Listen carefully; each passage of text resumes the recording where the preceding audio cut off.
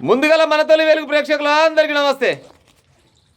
సర్కారు నిర్ణయాలపైన ఏం చేద్దాం అంటుండు. ఏం చేస్తుండొచ్చు మరి పాడైపోయినా. సర్కారు నిర్ణయాలపైన అంటే ఏం చేద్దామని అడుగుతుండు జనాలని. ఆపద వచ్చినప్పుడు జనాల దగ్గరికి వస్తాడు. ఫామ్ హౌస్లో పార్టీ నేతలతో కేసీఆర్ భేటీ. ప్రజలారా ఎక్కువసేపు ఏం చెప్పాను కానీ జరసేపు చెప్తా, జరంత మోటుగా చెప్తా. కొంతమంది మనోభావాలు దెబ్బతిని నేనేం చేయలేను చెప్పాలనుకున్న ముందు చెప్తా. చెప్పినాక తప్పు చెప్తే ఏ మాటకారుడు గిట్టడే చెప్తావని బరాబర్గా కామెంట్ పెట్టుది. ఇగో నా వెనక ఒక బరిదుడు అవపడుతుంది చూడురి. ఆ బరిదుడని ఈ దొడ్డి ఆయన నాకు పాలు ఇవ్వాలి, మంచిగా పొద్దుగల 4 షేర్లు, పొద్దుకంగా 4 షేర్లు, 8 షేర్ల పాలు ఇవ్వాలని ఒక 50,000 పెట్టి కొనుక్కొచ్చిండు. 50,000 పెట్టి కొనుక్కొస్తే అది పొద్దుగల 4 షేర్లు, పొద్దుకంగా 4 షేర్ల పాలు ఇవ్వాలని, అయ్యో ఈ ఓనర్ అంటోడు 50,000 పెట్టి కొనుక్కొచ్చే మరి ఆయన కోసం ఇవ్వాలని పాలు ఇస్తుండొచ్చునా? అది ఓనర్ కోసం పాలు ఇయ్యదు. తనకు ఒక వయసు వస్తుంది, ఆ బైరకు ఒక వయసు వస్తుంది. తనకు ఒక 50 వచ్చినప్పుడు ఇంకో దున్నపోతం కలిసినప్పుడు తనకు బిడ్డ పుడితే ఆ బిడ్డ కోసం పాలిస్తుంది. అంటే తన స్వార్థం కోసమే కడుతుంది ఆ బర్రె, ఓనర్ కోసం కట్టదు. తన స్వార్థం కోసమే దున్నపోత దగ్గర పోతుంది, అది ఓనర్ కోసం పోతుంది. అవునా కాదా? ఈ కేసీఆర్ కూడా కసంటోడే. తనకు ఆపద వచ్చినప్పుడు ఏం చేద్దామంటాడు. ఏం చేద్దామంటే ఇప్పుడు అంతా ఉచ్చు బిగుసుకొని వచ్చింది, దగ్గరికి వచ్చింది. పుచ్చుకుని ఎడమడం అయ్యి లోపలికాయ వేయగల, లోపలికాయ వేస్తే పాడైపోను. మళ్ళీ బయటికి వెళ్ళాలంటే జనాలు అంతా ఎమ్మటి ఉండాలి కదా. గుంపంతా రెడీ చేయాలి. గుంపంతా రెడీ చేసి ఊరికి సిద్ధం కాదు మీరు. నేను 10 ఏళ్ళు మీ అందరికీ పెరుగన్నం పెట్టి అరగల మీద వండబెడితే మీరంతా నా కోసం రావాలని మళ్ళీ ఇప్పుడు జనాలలోకి వస్తుండు. ఆ బైర ముచ్చట ఏం చెప్పినంటే ఆ బైర ముచ్చట ఈ కేసీఆర్ ముచ్చట రెండో ఒకటే. ఎప్పుడైనా తన ఆపద వస్తేనే బయటికి వెళ్తాడు, లేకపోతే ఫామ్ హౌస్లో మంచి రాజలెక్క వంతాడు. అవునా కాదా ప్రజలారు చెప్పురి. ఫామ్ హౌస్లో పార్టీ నేతలతో కేసీఆర్ భేటీ. కాళేశ్వరం కమిషన్ నివేదికపై ప్రభుత్వం ఎలా వ్యవహరిస్తుందన్న దానిపైన చర్చ. ప్రభుత్వం అంటే ఎట్టెట్ట వ్యవహరిస్తుంది, ఏం కథ. ఇప్పుడు 200 కోటి పెంటందో తావూరి పెంకిసరాని బయట పడుతున్నాయి. ఆడ 100 కోట్ల, ఈడ 200 కోట్ల, ఆడ 400 కోట్ల, ఈడ 300 కోట్ల, ఆడ 1000 కోట్ల, ఆడ 2000 కోట్ల. ఈ మందికి అడ్డం ముచ్చి సంపాదించుకున్న పైసలు ఉండే కదా. ఈ పైసల గురించి గడుకోసారి తవ్వుతా ఊరు. ఈ సర్కారు తీసుకునే నిర్ణయాలపైన మనం ఎట్ట దాడి చేయాలి, ఎట్ట ఎదుర్కోవాలి, దానిపైన చర్చిస్తేందుకు ఈ మోదవారు అంటే మీటింగ్ పెడుతున్నట్ట. అంటే మీకు నచ్చినన్ని పైసలు జనాల సొమ్ము మింగిపోతే ఎవడు అడగొద్దు, ఎవడు అడగకుంటే సపరేకుంటే మీ అంతలో మీరు ఉండాలి, మా అంతలో మేము ఉండాలి, హాయిగా ఉండాలనే ఆలోచన.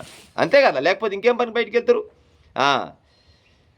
కవిత వ్యవహారం, బీసీ రిజర్వేషన్ల అంశంపైన సమాలోచన. ఇంకో బీసీల గురించి మాట్లాడే అర్హత 1% కూడా లేదు కేసీఆర్. అవునా కాదా ప్రజలారు చెప్పురి. అసలుకు బీసీల గురించి నిరాహార దీక్ష చేస్తూ చాలా మంది ఉన్నారు. కానీ ఈ బీసీలంతా చక్కగా పోయి ఫామ్ హౌస్ ముందర దర్ర చేయాలి. గాడ దర్ర చేసి మీరు ఏ వెక్కరకు మా బీసీల బతుకులలో కాలరాత రాసిరు, మొత్తం ఆగం చేసిరు మా బీసీల బతుకులు మొత్తం అని ఫామ్ హౌస్ ముందర ధర్నా చేస్తే అసలు దీనికి కారణం అవ్వాలనే తెలుస్తుంది. ప్రజలారా ఇప్పటికి 10 సార్లు చెప్పినా, మళ్ళోసారి 11వ సారి చెప్తున్నా.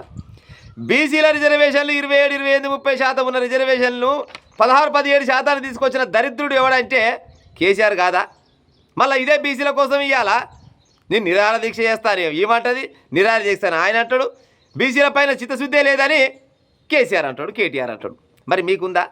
మరి మీకుంటే బీసీల పైన చిత్తశుద్ధి కనుక ఉంటే మరి 10 ఏళ్ళల్లా మీరు అంటారు కదా గుడ్డి గుర్రాల పనులు తోవిరా, గాడిదల పనులు తోవిరా, ఏమైనా పీక పోయిరా అంటారు కదా. ఈ 3 మాటలు మీకే అనుకోరి. మరి 10 ఏళ్ళలో ఏమైనా పీక పోయిరా, 10 ఏళ్ళలో ఏమైనా గుడ్డి గుర్రాల పనులు తోమ పోయిరా, 10 ఏళ్ళలో ఏమన్నా గాడిద పనులు తోమిరా? మరి ఎందుకు ఆయన బీసీలకు రిజర్వేషన్లకు బరాబరి ఇయ్యలేదు? అడగొచ్చా ప్రజలారా? గిట్లా అన్నీ నాటకాలు చేయమంటే ఏక నెంబరు. నేడు కన్నెపల్లి ఫామ్ హౌస్లో సందర్శనకు వెళ్ళనున్న బీఆర్ఎస్ నేతలు. ఫామ్ హౌస్కే పోవాలి, మళ్ళీ వేరే దానికి పోదు. పంప్ హౌస్ ఇది పంప్ హౌస్ అయినా ఫామ్ హౌస్ అయినా అన్నీ ఒకటే. ఈ అన్నీ మన దగ్గర సొమ్ములు దొబ్బి హాయిగా రాజలెక్క కట్టుకోరు. ఈమెమంటుంది ఎవరు కలవకుంట్ల కవితమ్మ. నాపై అనుచిత వ్యాఖ్యలు చేసిన ఆయన వెనకంగా పెద్ద నాయకుడే ఉండట. ఈమె పైన కొన్ని మాటలు మాట్లాడినదంట. పెద్ద నాయకుడు అంటే వెనక ఉండట. డైరెక్ట్ అనలేక గుంపులో కొడతారు. ఇవాళైతే డైరెక్ట్ అన్నట్టు పాడైపోను. ఇంటి ఆడబిడ్డని చూడకుండా నా మీద నీచంగా వ్యాఖ్యలు చేస్తున్నారు. ఎవరింటి ఆడబిడ్డ కావచ్చు ఈమె? ప్రజలారా ఎవరింటి ఆడబిడ్డ కావచ్చు? ఇటువంటి ఆడబిడ్డలు ఇంటికి ఒకరు లేరా? ఇంటికి ఒకరు కాదు, ఇంటికి 3 కూడా ఉండరు. కాడ మరి రాష్ట్రం మొత్తంలో జరిగిన ఈ ఆడపిల్లల పైన జరిగిన ఈ ఘోరాలకైనా కానీ నేరాలపైన కానీ మరి గిట్ట మాట్లాడవచ్చునా? ఈ మొక్కతే కావచ్చునా ఈ తెలంగాణకు ఆడబిడ్డే? అంటే తెలంగాణ అంటేనే వీళ్ళ అయ్య కుటుంబం వీళ్ళ కుటుంబం. ఈమెకేమన్నా చిన్నపాటి అన్యాయం జరిగితే తెలంగాణ ఆడబిడ్డకు జరిగినట్లు లెక్క. ఇంకా అట్లా ఉంది ఏమో ముచ్చట. ఇంటి ఆడబిడ్డను చూడకుండా నా మీద నీచంగా వ్యాఖ్యలు చేయిస్తున్నారు. తాత్కాలికంగా కుక్కానందం పొందుతారు, అంటే సునకానందం పొందుతారు. సునకానందం పొందొచ్చు. అన్ని వారికే తిరిగి వచ్చే సమయం వస్తుంది. ఇంకో లిల్లీపుట్ నాయకుడు నా గురించి ఆమె ఎవరో అంటూ మాట్లాడుతున్నాడు. లిల్లీపుట్ నాయకుడు అంట. లిల్లీపుట్ నాయకుడు అంటే ఈ లిల్లీపుట్ నాయకుడు గల్లీపుట్ నాయకుడు ఇవన్నీ వీళ్ళ దగ్గరికి వెళ్ళి నేర్చుకోవాల్సిందే. ఈ ముచ్చట్లు మనకు బయట దొరికాయి. ఆ 80,000 పుస్తకాలల్లో ఈసోటి తిట్లు కూడా పుస్తకాలలో దొరుకుతాయి. జయశర్ రెడ్డి అంటున్నట్టు పాడైపోను. ఆయనగా నల్లగొండ జిల్లాలో బీఆర్ఎస్ నాశనం చేసిన న్యాయం చేసి ఆయన ప్రోత్సహిస్తుందో ఎవరో ఆలోచించాలి. నల్లగొండ జిల్లాని మొత్తం నల్లగొండ జిల్లాలో అంటే బీఆర్ఎస్ పార్టీ అంటే ఆగం చేసినట్టు ఈయన. నల్లగొండ జిల్లాలో బీఆర్ఎస్ పార్టీ ఆగమైందా లేకపోతే కాంగ్రెస్ పార్టీ లేచిందా అనేది మీ పుణ్యమో లేకపోతే జయశర్ రెడ్డి పుణ్యమో కాదమ్మా. వామ్మ కవితమ్మ, అర్థమైందా? జయశర్ రెడ్డి పుణ్యమేం కాదు, నీ పుణ్యమేం కాదు, నీ అయ్య పుణ్యమేం కాదు, ఓని పుణ్యమేం కాదు. నల్లగొండ జిల్లాలో మీ పార్టీ మొత్తం పొందవేయడానికి కారణం ఏంటంటే మీ అయ్య అచ్చమైన పరిపాలన చేయలేదు కాబట్టికే జనాలు అంతా కళ్ళు తెరిచి కాంగ్రెస్ పార్టీ వాళ్ళకు పట్టం కట్టిరు. అది కాంగ్రెస్ పార్టీ మీద ప్రేమే కాదు, లేకపోతే నువ్వేమో కష్టపడితే పోయిందన్నట్టు కాదు.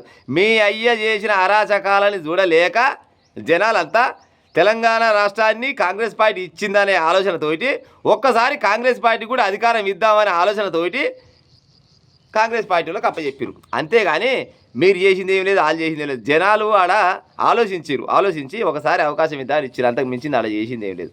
ఏం చెప్పుకొస్తుంది, ఆయన ఆగం చేసిండు ఈయన ఆగం చేసిండు అంటే జయశర్ రెడ్డి అలా మూడేసి కట్టి కూర్చుని అనుకుంటాం. అది నల్గొండ జిల్లా మొత్తం నల్గొండ జిల్లాలో 12 స్థానాలే ఉన్నాయి కదా. ఇవన్నింటినీ కలిసి మూడేసి ఒక సంతకపేటలో పెట్టి దానిపైన కూర్చున్నట్టున్నాం. జయశర్ రెడ్డి అంటే ఆయన ఓలాయన ఆయన అందరి లెక్క ఆయన ఒకడు. కాకపోతే అదృష్టం బాగుంది. ఆయన ఈ లంగల్ దొంగలని తెలవక పుసుకున్న ఓట్లు వేసిన పాపానికి ఎమ్మెల్యే గెలిచిండు, మినిస్టర్ అయ్యిండు, 2 సార్లు అయ్యిండు. అందుకోసమని రాష్ట్రాన్ని మొత్తం బాగా చేసిన కాబట్టి ఈసారి ఈయనకేం ఇస్తావులే అనుకొని కాంగ్రెస్ వాళ్ళకి ఇచ్చిర్రు. అది కూడా కీసలం మిస్ అయింది, లేకపోతే ఆయన పని కూడా చేస్తలే ఆడ. ఇంకా మరోసారి ఎమ్మెల్సీ కవిత సంచలన వ్యాఖ్యలు. నేరుగా పేర్లు ప్రస్తావించకుండా కేటీఆర్ జయశ్రీపై తీవ్ర విమర్శలు. కేటీఆర్ని విమర్శిస్తుంది, మళ్ళీ ఏమైనా ఆపద రాగానే మాట్లాడుతుంది. ఆయన గట్టినే ఉన్నారు. మీరు అసలు వీళ్ళకి పంచాయతీ వచ్చింది ఏంటంటే కేవలం ఆస్తుల కానీ వచ్చింది. కోటాను రూపాయలు ఉన్నాయి నా దగ్గర. ఈ కోటాను రూపాయలు మయ్య కష్టం చేసి 10 ఏళ్ళు కష్టం చేసి సంపాదించే, మరి ఆ పైసలకు వెళ్ళి నాకు వస్తాయా రావా అనే ఆలోచన ఏమకున్నది. మళ్ళీ పోతే ఏంది బీఆర్ఎస్ పార్టీలో కీలక పదవి కావాలి ఇవ్వకు.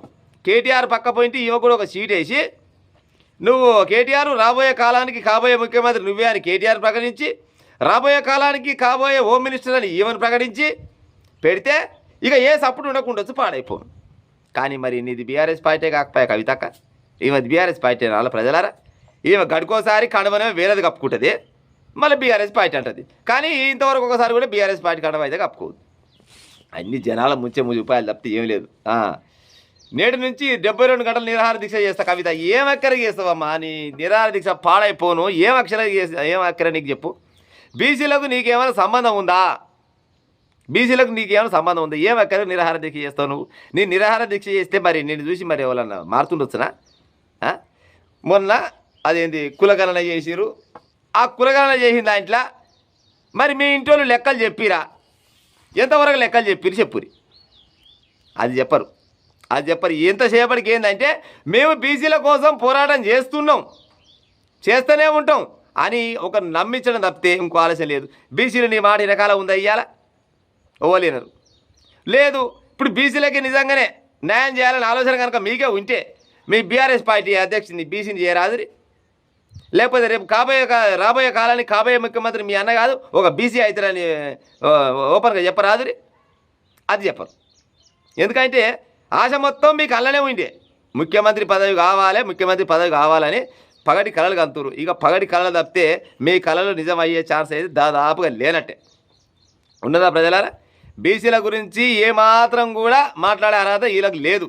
ఒకవేళ నిజంగా బీసీ నేతలారా ఆర్కిస్టే అయినా కానీ, జాజుల సీనన్న అయినా కానీ, ఆ తీర్మానం మల్లన్న అయినా కానీ, లేకపోతే ఇంకా చాలామంది చెరుకు సుధాకర్ అయినా కానీ బీసీల గురించి కొట్లాడే ప్రతి ఒక్క లీడర్లు మీరంతా మనిషికి ఒక 400-500 మందిని వేసుకొని కేసీఆర్ ఫామ్ హౌస్ చుట్టుముచ్చి బిడ్డ ఆయాల బీసీలకు ఎందుకు అన్యాయం చేసినావు, ఇవాళ బీసీల గురించి మళ్ళీ ఎందుకు మాట్లాడుతున్నావు, అసలు బీసీలకు నీకు సంబంధం ఏంది, నువ్వు అసలు బీసీ వేనా అని ఆడ ధర్నా చేయరు. టెంట్ వేసి ధర్నా చేస్తే ఏమన్నా చక్కదానం. బీసీల గురించి కొట్లాడాలంటే ఇక అసెంబ్లీకి వచ్చి కొట్లాడాలి, కానీ ఇంట్లో పడుకొని కొట్లాడేది ఎక్కడ నాకు అర్థం కాదు. కానీ ఫామ్ హౌస్లో వంతాడు, అసెంబ్లీకి రాడు. అసెంబ్లీలో అడగాలి కదా బీసీల గురించి మాట్లాడాలంటే ఆడ ఎమ్మెల్యేలు ఉంటారు, మినిస్టర్లు ఉంటారు, లేకపోతే ఇంకా వాళ్ళ చాలా మంది ఉంటారు. కాబట్టి వాళ్ళందరూ కలిసి కూర్చుంటే ఏమన్నా మాట్లాడి చక్కదానం. ఇంట్లో వండుకొని లేస్తా బతుకం అన్నట్టు వెనకడుకోడు సామెత చెప్పినాడు చూడు. ఆడ వస్తే పోయి తరగర కూర్చొని ఆయన కింద 2 పోటీలు లేవంట, ఊకనే ఇంత పెద్ద పట్టుకోలు పెట్టుకో ఇటు కూర్చొని లేస్తా బతుకం ఇడు లేవాడు పీకడు ఎట్లా లేస్తాడు చెప్పురి. ఎందుకు ఈయన చేతనే కాకపోతే ఏంటంటే ఆ నోటి గాత పాడైపోని గట్ట ఉంటుంది. అందుకోసమని లేస్తా బతుకం వీళ్ళు లేవడా సావడా ఎట పాడవుతుంది. దయచేసి ఓ బీసీలారా వీళ్ళని నమ్మే ఉపాయం చేయకూరి.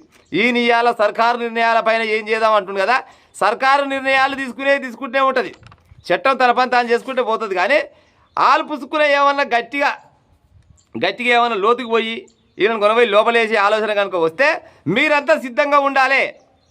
తెలంగాణ ప్రజలంతా సిద్ధంగా ఉండాలి. అక్కడక్కడ నిన్నమన్న 10 ఏళ్ళు పరిపాలించినప్పుడు ఎన్నో కొన్ని పైసలు తీసుకున్న వాళ్ళు ఉంటారు కదా, పైసలు తీసుకున్న వాళ్ళు, కాంట్రాక్ట్ తీసుకున్న వాళ్ళు, లేకపోతే లబ్ధి పొందులు ఉంటారు కదా, అసలు వాళ్ళు మళ్ళీ ఆడాడు 10 మందిని జమ చేయాలి, బిర్యానీ తినిపించాలి, తాపియాలి, వాళ్ళంతా రెడీ చేసి మళ్ళీ రోడ్లు ఎక్కాలి, రోడ్లు ఎక్కి మళ్ళీ కొంతమంది ఆగం కావాలి, మళ్ళీ కొంతమంది పానాలు తీసుకోవాలి. ఇదే కదా ముచ్చట. ఇంకో గసవంటి ప్లాన్ వేసుకుంటూ తిరుగుతారు. దయచేసి ఇలా మాటలు ఎవరు నమ్మకూరి ఉంట ప్రజలారిగా.